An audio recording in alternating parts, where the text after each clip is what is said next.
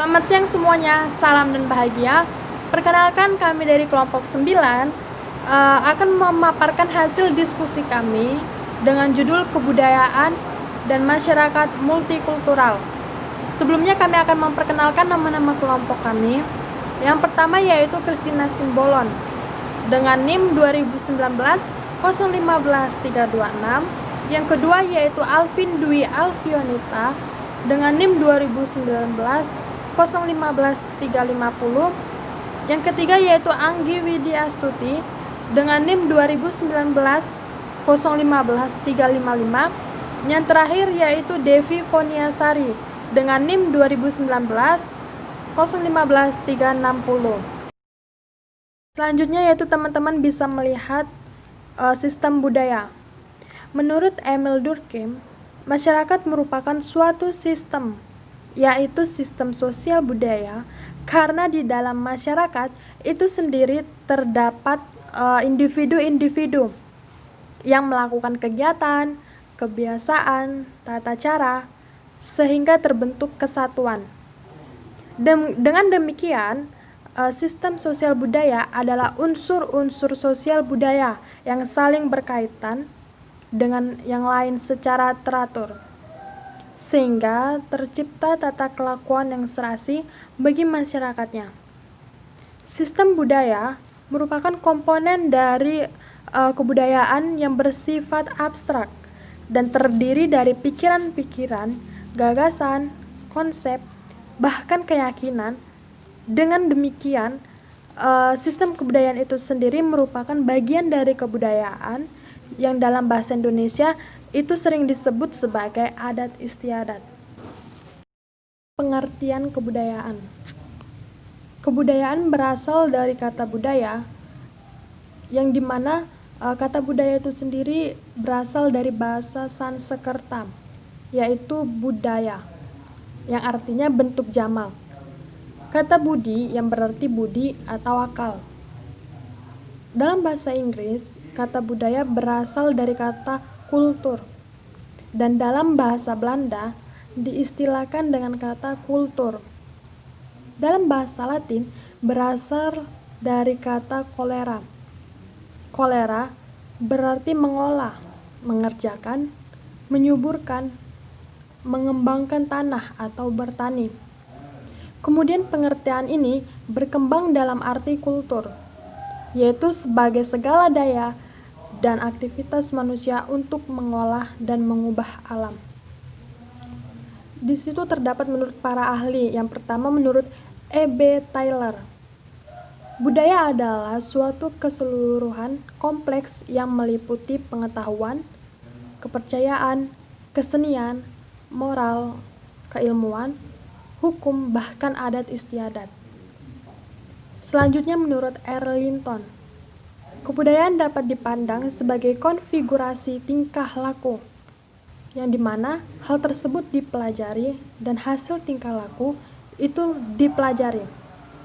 Selanjutnya menurut Koen-Jaraningrat, kebudayaan adalah keseluruhan sistem gagasan milik diri manusia dengan belajar. Yang terakhir itu menurut Selo Suemarjan dan Soelameon Suemardi, mengatakan bahwa kebudayaan itu adalah semua hasil karya, rasa, bahkan cipta masyarakat itu sendiri. Unsur-unsur kebudayaan. Menurut Melville de Helvitz-Kovics, unsur-unsur kebudayaan terdiri sebagai berikut. A. Alat-alat teknologi, sistem ekonomi, keluarga, kekuasaan politik. B. Bronislaw Malinowski menyebutkan unsur-unsur kebudayaan sebagai berikut. Sistem-sistem norma yang memungkinkan kerjasama antar anggota masyarakat agar menguasai alam sekelilingnya. Yang berikutnya, organisasi ekonomi. Alat-alat dan lembaga atau petugas-petugas untuk pendidikan. Perlu diingat bahwa keluarga adalah lembaga pendidikan yang utama. Organisasi kekuatan.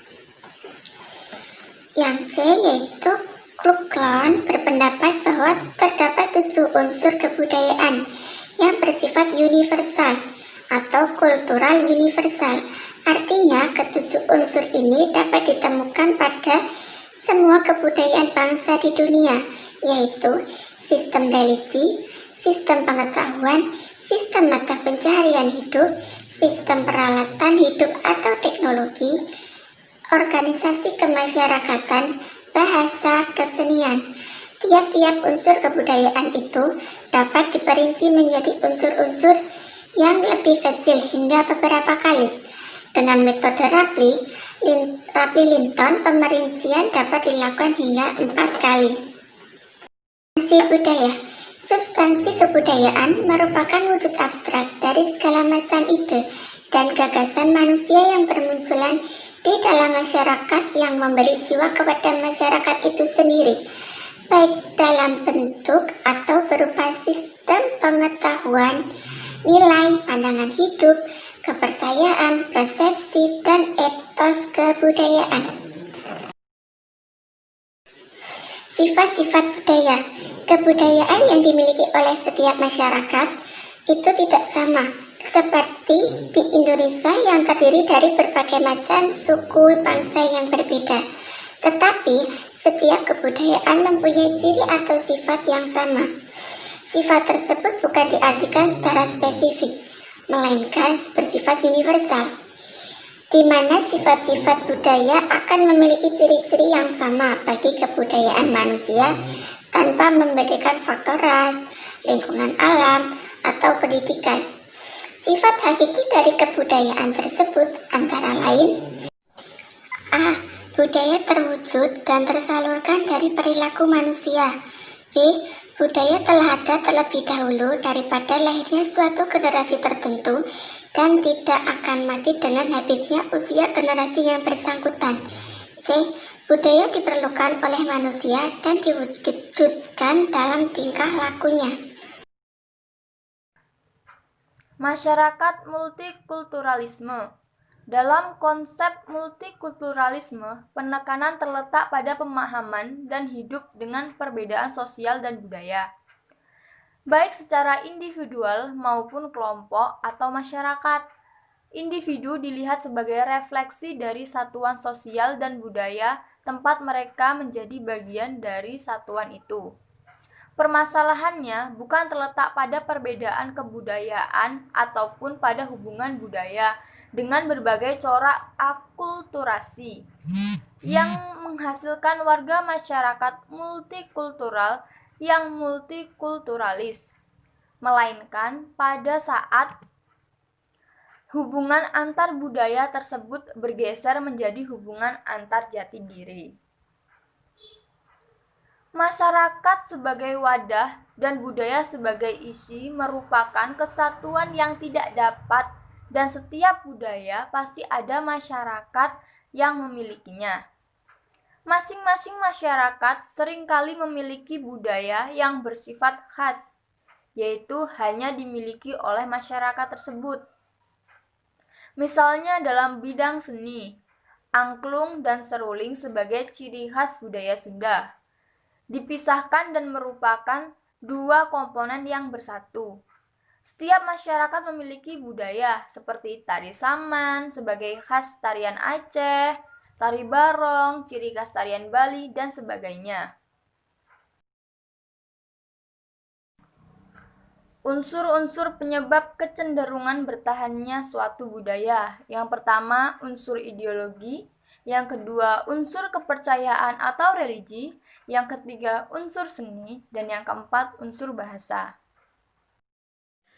Unsur-unsur kecenderungan perubahan budaya dikarenakan yang pertama, unsur mata pencaharian.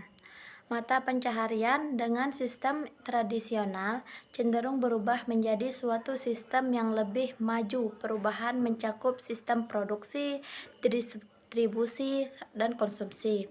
Nah, yang kedua, unsur sistem teknologi.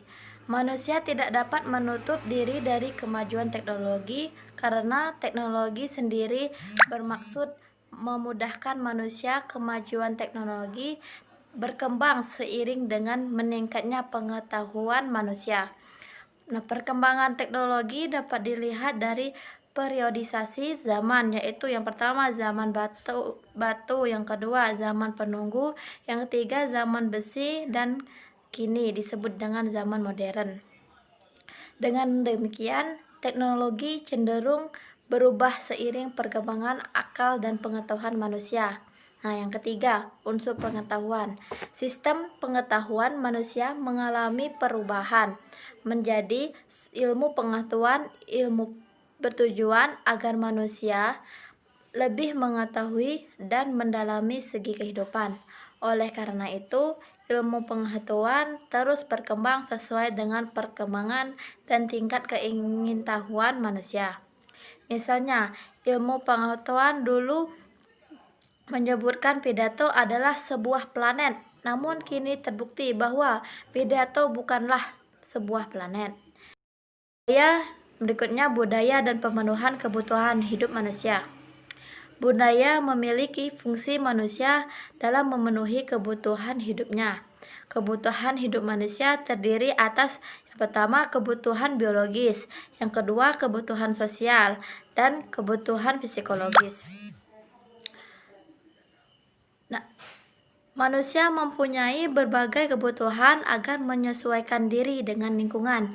Selain itu, kebutuhan manusia muncul sebagai upaya manusia untuk memanfaatkan lingkungan.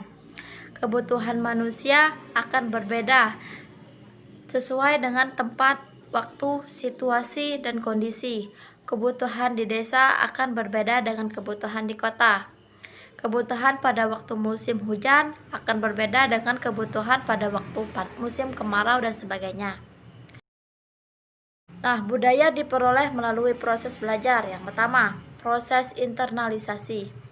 Manusia mempunyai potensi, bakat, dan kecenderungan secara genetis untuk mengembangkan berbagai perasaan, hasrat, nafsu, serta emosi dalam kepribadiannya. Kecenderungan dan berbagai perasaan, potensi pengembangan kepribadiannya itu sangat dipengaruhi oleh lingkungan alam, lingkungan sosial, dan lingkungan budaya. Setiap manusia belajar merasakan kegemburan, kesedihan, dan lain-lain. Yang kedua, proses sosialisasi. Dalam sosialisasi, seorang individu dari masa kanak-kanak sampai masa tua selalu belajar pola-pola tindakan dalam interaksi dengan segala macam individu sekitarnya yang menduduki beraneka macam peranan sosial. Yang ketiga, proses enkulturasi. Dalam proses ini, seorang individu mempelajari dan menyesuaikan alam, pikiran, serta sikapnya dengan adat istiadat, sistem norma, dan peraturan-peraturan yang hidup dalam perkembangannya. Cukup sekian materi dari kelompok kami. Terima kasih. Salam.